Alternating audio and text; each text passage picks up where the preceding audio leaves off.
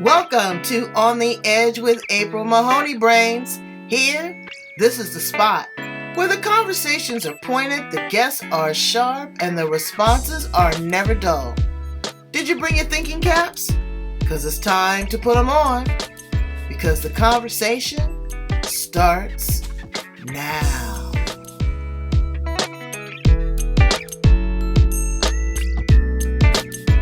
Where my bling went. I know we're gonna talk about this. Is gonna be I don't know, I'm feeling feisty today. No problem at all. It's gonna be good because I want to talk to these entrepreneurs. I saw that motivational inspiration you gave them today about never giving up, being a millionaire. Yeah, I'm gonna let them know. I'm gonna let them know the flip side of that too, because all that glitters is not gold. How about that? Oh, yeah. Okay. Mm-hmm. So, Dr. Karron Dodd, Ruby Hey, girl, how you hey, doing? I'm fine. How are you? I can't complain about nothing except for this weather. We're not used to this in San Diego, girl. It's raining buckets. Is it? Now knock the power out because the water went in the underground vault. It's just a mess. Oh, wow. Mess. But you know what? It's still a first world problem. I'm looking for my Yes. postcard. Here we go. It's green today, brains. Welcome to On the Edge with April Mahoney Brains right here. This is the Spizzot, the place where the conversation is pointed and the guests are sharp and the responses are never dull. From time to time, brains, I let y'all in the room. That's Dr. Karen Perron. I have to say it correctly, Dodd. And she is just a heck of a woman with an inspirational story. She founded this movement called the Ruby Girls, and she's going to tell us what that's all about. She's got a blog talk. Is it a blog talk show, a video? Because I know you do video and audio, so she does great commentary. She's got a merchandise line, brains. She's an author, a speaker, and she just got that DR put in front of her name. We're going to talk about all that and then some here on the edge. Welcome, Karen. How are you? I'm doing fine, Miss April. Thank you for inviting me on your show. Absolutely. Absolutely. So we're going to talk about a lot of good stuff, but let my brains get a taste of who you are that don't already know you. Okay. My name is Karron Dodd. I am the CEO of His Designs LLC. My Proverbs 31 t-shirt brand is called Ruby Girl. And so I am creatively bringing Christ to the world. Whatever God's put in my hands and my head and my heart to do, I definitely will do it. God puts a lot on our hearts, but you know, some people can't carry the load, and a load you have had to carry. I went back and did a little research, and I saw one of the keynote speeches that you gave, presentation talking about your overcoming abuse as a child and neglect. But that, tell us a little bit about that, and then I'll ask my next question. Well, my first traumatic incident that I suffered was when I was 3 years old. And my father used to watch me while he worked. So one day I had sneaked out of the house. I was playing in the backyard and I heard these voices in the bushes. So I went back in the clearing, and you would think as a 3-year old I would have went to my father first. But my father and my mother would fight, and I had just made up my mind at 3 years old that I was going to take care of myself, that I didn't need them. So I went back there, and as I went into the clearing, it was men and women back there, and they were having sex. Yes, I it was a hookup spot I had walked into. And so this man and this lady was walking together, and I'm standing there 3 years old, and I'm like, "What are you doing?" And the man decided to show me what they were doing. So that day I came back to the house. I was all muddy and everything. And my father never noticed that there was, anything different about me or anything. And so he noticed that I was sneaking out of the house, and he stopped me. But eventually he had to go back to work in the daytime. So he sent me next door to my neighbors to watch me. And while I was there, their son molested me. Mm. So that day, the son molested me. I ran out the house. I remember going to my house, reaching in the mailbox, getting the key, and locking myself in the house. And I stayed in the house till my father came home. But as children, we can keep secrets. I never told anyone until I was an adult what had happened to me.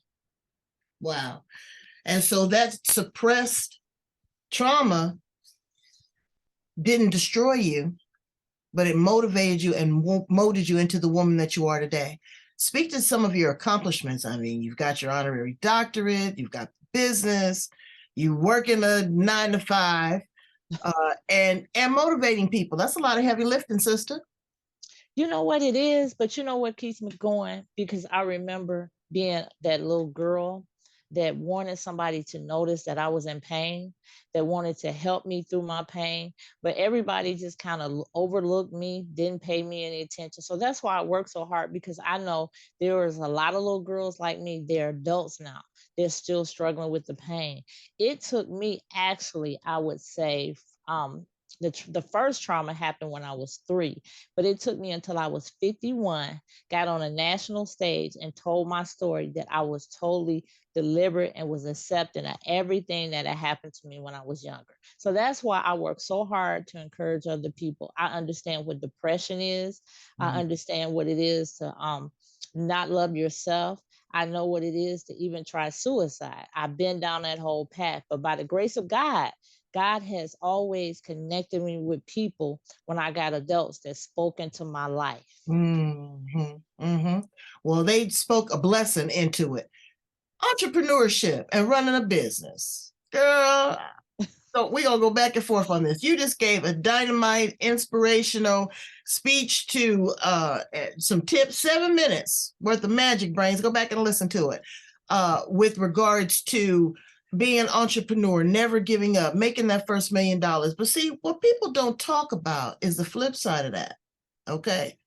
I remember the first time I made my first 6 figures. Oh, yes, I've lived, honey. Okay, I was enamored. To the next year, I had to pay them taxes. And lucky for me, I was smart. I didn't trick off all my money. But see, what you have to understand, brains, is that money is energy. It is fluid. And because you want to be a millionaire, can you handle $1 million? You know, look at your financial situation right now. Do you owe the IRS? Are you paying your taxes on time? Or are you using that little PayPal account for a personal slush fund? You know, are you investing in your business? I mean, seriously, you know, paying to get on a podcast, paying to do an advertisement, paying for some merchandise. Girl, let's go to the merchandise. Did you see this? Show them your shirt, Queen. Do you see Okay, that? I'm gonna stand up just a little bit. Look at that. All that breastage. But check this out, Brian. I'm going to give you education real quick. Do you see the merchandise? Do you see the merchandise? This is about branding. You see, I got the watch. I was even awarded the bobblehead. Okay. You have to have your imprint. You have to be out there. You have to be visible. Do you know there's 8 billion people on the planet and you think everybody looking for you? You have to have exposure. And there's a cost to doing business, baby. That's just the way that it is. And if you do right by me, I'm going to do right by you. Simple as that. But you know, some folks are so tight, Karen, they need a colonic. They don't want to do nothing. And that's not smart business. Wouldn't you agree? I totally agree with you. And can I just go back a little bit on your story about Yes. becoming a millionaire? I can tell you what I'm passionate about becoming a millionaire, because I want to make a change in my city. I live in Detroit, and this guy named Dan Gilbert, you might have heard of him. He has just taken over our downtown and just liven it up. Downtown belongs to Dan Gilbert.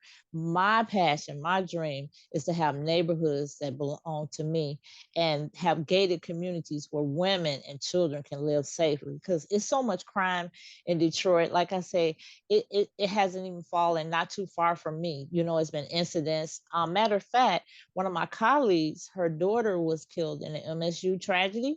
Oh, wow. Yes. So, and I had met the young lady. So it really affected me hard, because I was like, there's somebody that was so close that I had actually met, that something this tragic happened. And I said, I want to have the money to be able to step in and help people when tragedy happens, help people when they have a lack of need, provide mental health services. And so, and I want to build up the kingdom of God at the same time, because I Exactly. realize we can pray all we want to, but we need money to make it forward.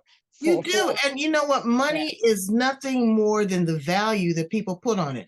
We used to use beans, we used to use feathers, we still use people. You use all kind of cryptocurrency.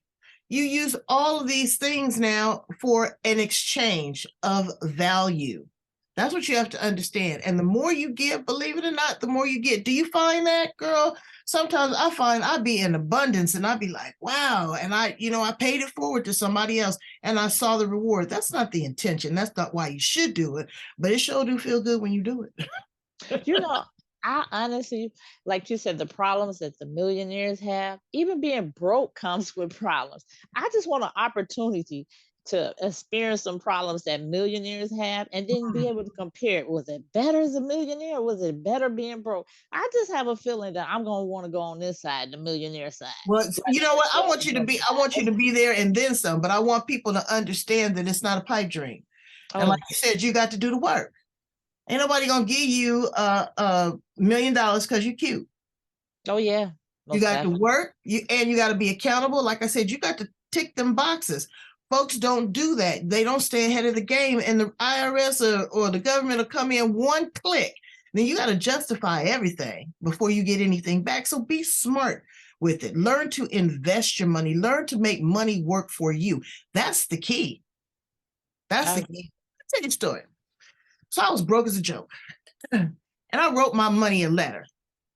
Girl, I got all into it. How it controlled me, how it made me mad, how it made me cry, made me lie, it just all kind of stuff for money. For some reason, I had an epiphany and I turned the paper over and my hand kept writing, girl, and it was money writing me back. Oh. Telling me why was I allowing it to be so controlling and manipulative? It was nothing more than a vehicle of exchange. I mean, I still have that letter to this day.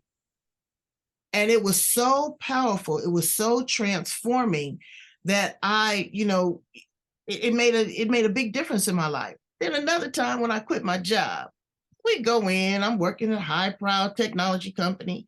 He said, but the boss said, oh, I'll hook you up. I'll give you $300-400 cash, a couple of days off. Just make me $1 million a day. Talking to the sales team. Well, I love to sell. I didn't have my own business since I was 5 years old. So I said, I took on the challenge. We made that joker $1 million in one day. We got the money, all that, came back to work. He gonna tell us he need $1.5 million. But know how he said it was so cold. He said, today's maximum is tomorrow's minimum. So, there's no leveling out. You're always, it's like happiness. You're always chasing that high. What's the next thing that's going to make me feel complete? What's the next toy? What's the next shiny object? All this kind of stuff. We need to learn to be clear and to be content. Sometimes just level out. Level out. We ain't always got to be doing all of this. Sometimes just stay in the moment, because in that moment you're still, and that's when you gather your best wisdom. That's when I hear God, is when I'm still.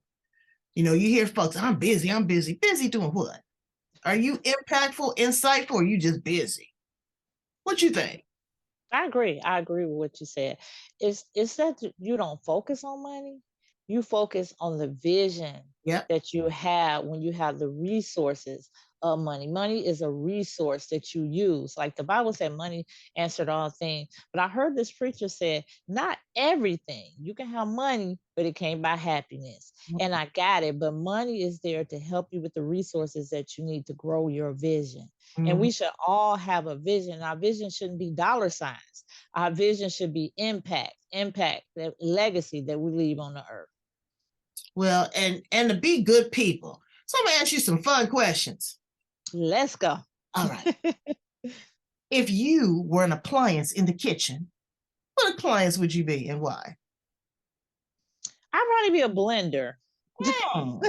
Because I would like to just mix things up, just change people. I like to change people. So whatever you put in the blender, it mixes and it stirs up and it changes and it just transforms. That's sweet. I'd be the air fryer. Why? Because I want it crispy, juicy, tender, and I don't want to, I don't want to have to do a whole lot of work. I don't, I want to work smarter, not harder. And that's what an air fryer does. It makes you work smarter, not harder. Oh, yeah. It's a game changer. All right. What are 3 things that you absolutely cannot live without? Guilty Oh, pleasures, that you don't have to be all philosophical and stuff, but what can't you live without? I can't live without my pets. I have to Oh, have a pet. I am a pet person. I can't live without books. mm, I got to have something that I'm reading, most definitely. mm. And let me see, what's the last thing I can't being creative. I have to be creative. Me If I mean my job, no matter what I do, and it makes me different, it makes me stand out. Some people are that professional, straight person. I gotta be the creative one that's throwing feathers over here, and they be like, why are you doing that? Oh, because feathers make it fun. That's right. It makes you happy. It makes you happy. If you had 3 wishes, what would they be? Oh, my 3 wishes. The first one would be that when a loved one leaves, that God allows you to have just 5 minutes of conversation. Mm, Whenever you want to, you just save it. And God is like, I'm gonna let you dial in and you talk to this person one last time. mm. My second wish would be that no little child would be bullied for the way they look. That people will look at everybody and see everybody as being beautiful and as fitting in. And number three would be my wish would be to be able to go out and witness and win 50,000 souls to God. Oh, my goodness. That's so heavy. We need a crane. How about that? How about that? What makes you laugh? Oh my God, I love to laugh. I love to make people laugh. I love jokes. I love funny situations. And I just love seeing things so differently from everybody else. Mm. What would you tell a 25-year-old Karron Dodd? I would tell a 20, I would tell her or him, but especially her, I would tell her that she's at a point in her life where she can make all the decisions she wants. She don't look back, look forward. What do you want your life to be in 10 years? You have the time, you have the resources to start building your life exactly like you want your life to be built.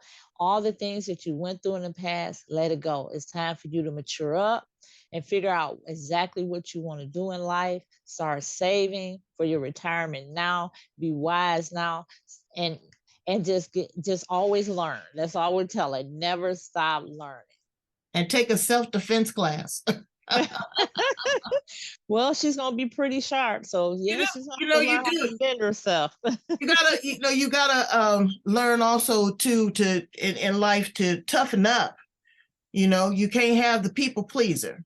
No is Yes. a complete sentence, brains. No. So it just depends on where you are. But to have choices and to have options, that's very important. And we are the ones that make the choice and have the option. But you got a DR in front of your name. You got an honorary doctorate. Tell us about that. So it was something that I was not expecting. I have a talk show. Is it okay if I mention it? Oh, yes, Okay. absolutely. We gonna talk about that. It's called the Ruby Girl Talk. And from the Ruby Girl Talk, I had a guest on, and me and her really connected. And I did some things for her, like a book review spontaneously. And so, out the blue, she calls me and she said, I'm going to nominate you for an honorary doctorate. So, the first thing I thought when she mentioned that, it was, do I qualify for that? But as I went through the interview process, I started thinking about some things. They were asking, how have you impacted your community? And I remember one time I lived in this apartment building and I put my life on the line. We had dope dealers in the apartment building and they were like taking over the building. So Oh Lord, you had a New Jack City. yes, it was somebody that got stabbed in the hallway. They had put gang signs up, and the building just became a dark place. Hmm. And so I started cleaning the building, just cleaning the building because it was dirty. And the dope dealer started talking to me. He said, "Why are you doing this?" So I had the opportunity to talk to him and everything. I started a neighborhood watch, was able to get the dope dealers to help us clean up the building. And eventually the landlord came in and cleaned up the building. But I put my life on the line because they were busting Oh, people's doors in and everything. wow. Wow. You're my shero. Yeah, I but it's all about a conversation. And then when he saw that you started taking pride, and it put it in a different perspective. Yes. You know? And that was a great story. That is a great story. So you got the doctorate. Mhm. And so now what are you going to do with that? How are you going to use that? Because it's a gift, you know, and you definitely, it's going to open some doors.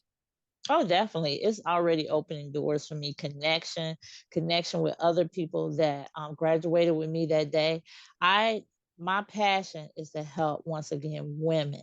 And so one of the things I'm doing, because I proclaim that 2023 is the year of me, is that I am helping women through the talents and gifts that I have, teaching them. I have a beginner computer class coming up for two ladies that I know that are nervous with the computer, but they need this in order to grow their ministry, in order to be successful on their job. So I'm putting together programs. I'm working on a coaching package right now so I can offer people coaching packages. So it's a lot of things that I want to do just to help the community.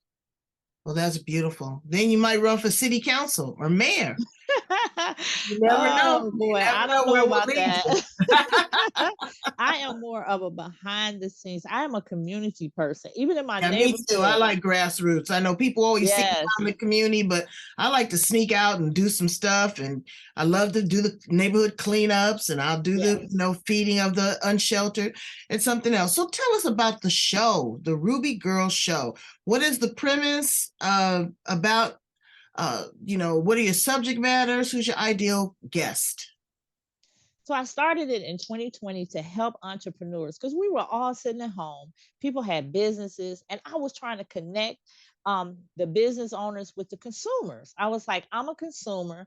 I would love to be shopping right now. We was getting them stimulus checks and everything. So I started so I started interviewing entrepreneurs, and from there, when I had went on the Sean Fair Leadership Tour, I started meeting people, so many different gifts, so many talents. I was helping people with the anthology to get it out there, and it became like a promotional thing. My ideal guest is a guest with an interesting story, a heart for the community, and most definitely an entrepreneur. You don't always have to be an entrepreneur, but I love interviewing entrepreneurs because most of them have such an interesting journey to where they're at. That's good. Well, see, Brains, listen. I'm going to put all of Karron's information at the end of the interview here so that you can connect with her one-on-one because she's just really a shining light. And thank you so much for being here on the edge. We got to show our Ruby Girl shirts. Do that one more time. That's right. This represents something, Brains. And so it's really from biblical principle. And so thank you so much for the work that you do and continue to do. And I am going to put a blessing and a prayer out for you to get that $1 million because you deserve it. Thank you so much. And Brains, go handle your business. Try to get some skills and sharpen up your entrepreneurial game. Check out our podcast, our information. Like, love, share, and subscribe. Like, love, share, and subscribe. They say if you say it 3 times, you'll remember it. Like, love, share, and subscribe here on The Edge. Thank you, Brains. Bye-bye, Karron. bye-bye.